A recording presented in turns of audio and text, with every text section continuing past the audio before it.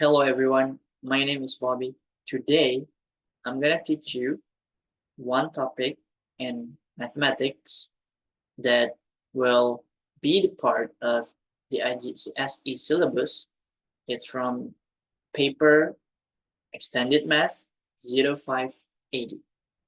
So they're gonna be bearing, sine rule, and cosine rule. So I promise you that this is gonna be very straightforward, yeah, step by step working, so you understand, yeah, that the whole concept is built into very simple and easy ways. Okay, then at the end of the discussion or the lesson, I'm just gonna give you a conclusion to guide you so that you can understand and work out similar question with a better understanding. So let's just start from the concept. This is gonna be our question sample, but let's cover this. And we're not gonna start from there. I have to start from the concept of bearing. So the concept of bearing has three keywords. The first one is the connecting line between two coordinates. It's always between two coordinates, even if they will make a triangle, but well, you can separate, you can break down the calculation into only two coordinates because it's gonna be very confusing to do them with a lot of coordinates. And so we mostly focus on the connecting line between two coordinates. And then you also need to understand that there is a north baseline. The third one would be clockwise rotation. It's very important. There are three different keywords that have to follow carefully and make sure that you regularly repeat this concept or this working pretty well. So first, I'm gonna give you example of two coordinates, A and B, right? So just to make sure that this is delivered in the most simplest way. So first we have to take the first requirement, connecting line between the coordinates. Done. Now let's suppose there's a question provided here that you have to measure the bearing of B from A. And also there's another question that requires you to measure the bearing of A from B. Okay, so let's start from the question one. Measure the bearing of B from A. It's pretty obvious here, from A. So you have to start from A. Cannot be started from B. Yeah, read the question carefully where it says where the from goes to. So since it goes to A, so we start from A. So north baseline is take. So to make a fair situation here, let's put both sides. Yeah. A and B, they have their own north baseline and they are parallel to each other. And then start to do the clockwise rotation from the baseline. And it has to be a clockwise, cannot be otherwise. Remember that. Okay. So you have to stop the rotation until you touch the connecting line. That's how you start. That's how you stop. That's how you stop the rotation. Remember that. So suppose, well, it's 37 degrees. So the bearing of B from A, which is this simple, is 37 degrees. Pretty simple, right? Now, how do we do the other one? The bearing of A from B. Well, as you know, we start again, same thing, from the north baseline, and then do another clockwise rotation and stop there. You stop when the line or the rotation line touches the connecting. So we have to measure all the way the angle all the way from this to this. So as you know, this is a perfect straight line. It gives you 180 degrees. And how do we know this small angle? Well, we're going to apply rules of angle on two parallel lines. Since these blue lines are parallel, so let's apply this rule. This angle has to be the same. So this must be 37 because it's also 37 at here. So in total, the bearing of A from B will be 180 plus 37. So it gives you 270. It's pretty easy, right? So as long as you follow these three basic lines, three basic keywords, then you can complete, you can solve any bearing questions. Well, remember that the bearing questions is also mixed with other concept, trigonometry, yeah, sine rule and cosine rule. So make sure that you take these notes. Yeah. Okay. So now I'm gonna discuss about cosine rule and sine rule. So for cosine rule, for sine rule,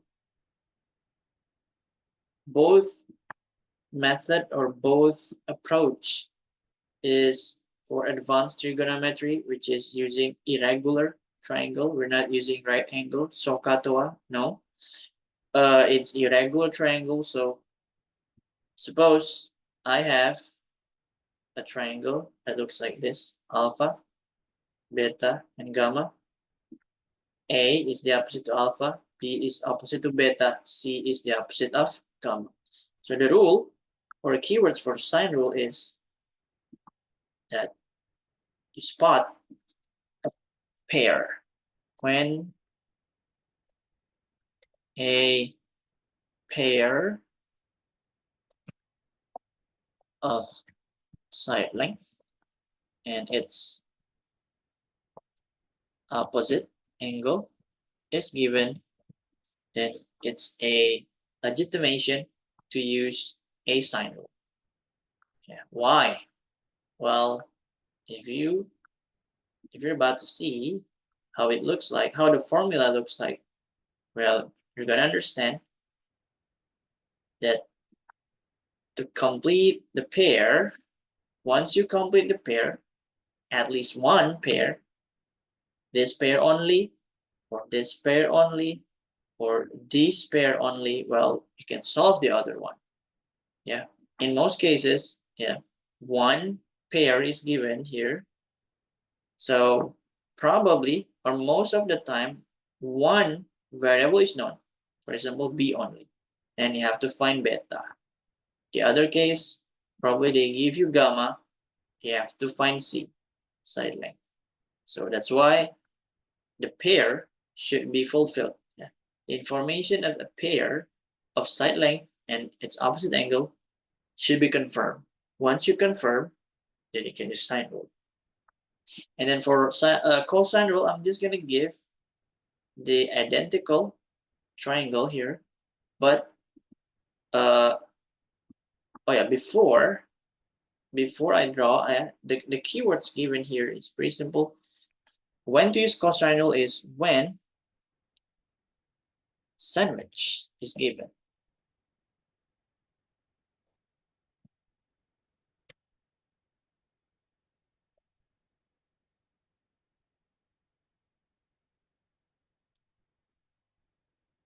Okay, so what's the definition of sandwich? Well, I have to see what I mean as sandwich. So first,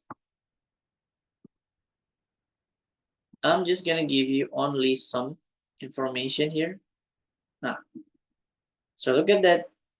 The sandwich that I refers to is this. B, side length B, side length C, and the alpha. Look at that. Alpha is made between or as a product of sandwich between B and C. And there's A, side length. So side length A here is the unknown part, or that's where I name the formula. I mean the subject of the formula. So the formula of cosine rule will be A squared equals to B squared plus C squared minus 2 times B times C times cosine of alpha. So remember that in most cases, in question paper, you sometimes don't use a straightforward formula to find A. Sometimes, well, alpha is not known, or sometimes B is not known, or sometimes C is not known. So you have to, again, manipulate the formula like the algebra do. Yeah. Okay. So the keywords is confirmed. Yeah. Sine rule, when you spot a pair, yeah, or it's given. Cosine rule means refers to the sandwich. Now let's work out the question sample. The question sample here, yeah, the diagram shows three ships, A, B, and C at C.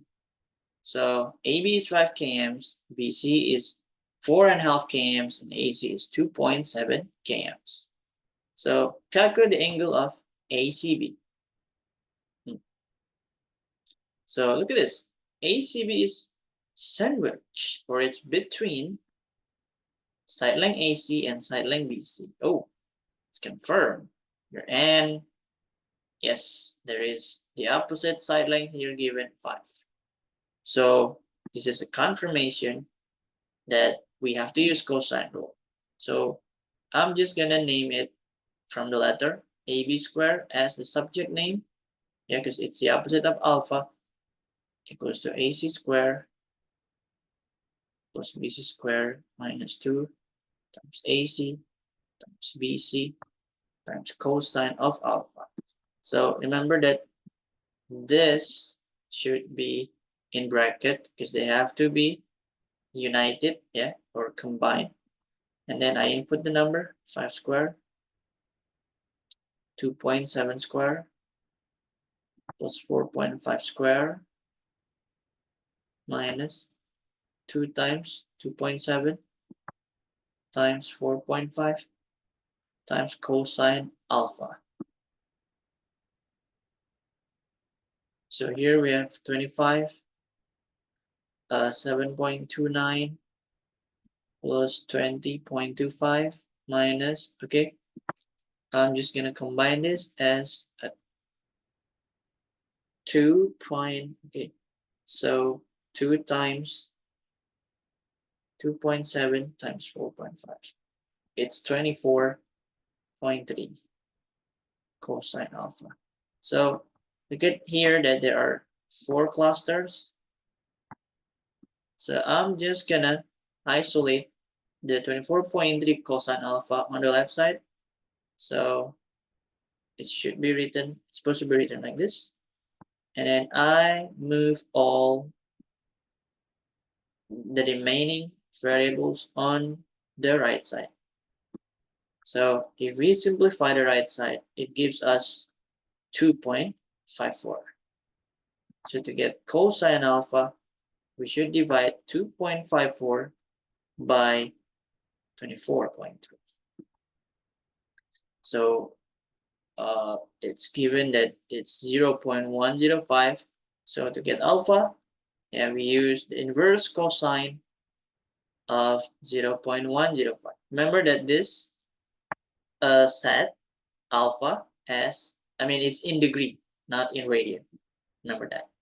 So the answer will be 84 degrees. So remember, this is what I told you before that the cosine rule sometimes is not a straightforward subject formula. Sometimes, well, the subject is given, like this one, 5. Yeah, but the question is not, I mean, it's asking for alpha, the unknown angle. So we have to manipulate again. Remember, algebra, you have to be able to manipulate any formula to suit the situation. And then I'm gonna move on to the next question. Find, okay, so bearing of A from C is 220 from C to A. Calculate the bearing of B from C. Okay, so it refers to the C as the baseline here, and then measure to A there. So it's pretty obvious here that we can cut this into 2 rotation. This is 180 as a straight line. Look at that. And there's small angle here. Okay, since we know that ACB from previous question has a total of 84. Yeah, and this is 180. So to make it 220, yeah, so take this unknown angle as x, for example. So to get x, we simply do minus, yeah, 180. 220 as the total bearing measured minus 180. It gives you 40 degrees. That's the x. And there's y here. Oh, as we know that x plus y is 84, because that's ACB, right, from question A. So x is 40. The total is 84. So y is 84 minus 40. So it gives you 44. Now, the main question here is asking how much is angle or the bearing of B from C. So it refers to this C to B here. So look at this carefully, that it's pretty obvious that if we try to rotate the straight line like this, this is the C. We know that this is a straight line, gives you total 180, and at this part here, remember, this is the red line here, there. Okay, so I rotate. So this is 44. And you know, how much is this then? Yeah, the remaining angle, for example, Z, yeah, which is this one, will be 180 degrees minus a 44. It gives you 136 degrees. So that is the final answer. Okay, remember, you can apply. Remember, you have to always apply the main three keywords on bearing. Okay, connecting line, well, it's given since it's already making a triangle, and the baseline is already given, and also the clockwise rotation. This is not given because this will test you how you understand the concept pretty well. If you do the anti-clockwise, then it will ruin the calculation. Remember that. Okay. So that's all for the discussion. So I have a question, similar question, that requires you to apply those 3 concepts pretty well that use this. Okay. So let me know the result, and then you can come back to me, and I'm gonna discuss another question, another similar question, including this one after this. Okay. So it's very nice to meet you. I mean, like, so if you have any homework that requires a very deep understanding, the basic, well, you can count on me. And don't forget to always remember that math can be broken down into more, yeah, a lot simpler steps and concept. Yeah, what you need to do is repetition, practice, repetition, practice, and also the same pattern will boost your boost and or improve your understanding. Okay, so see you again, and bye bye.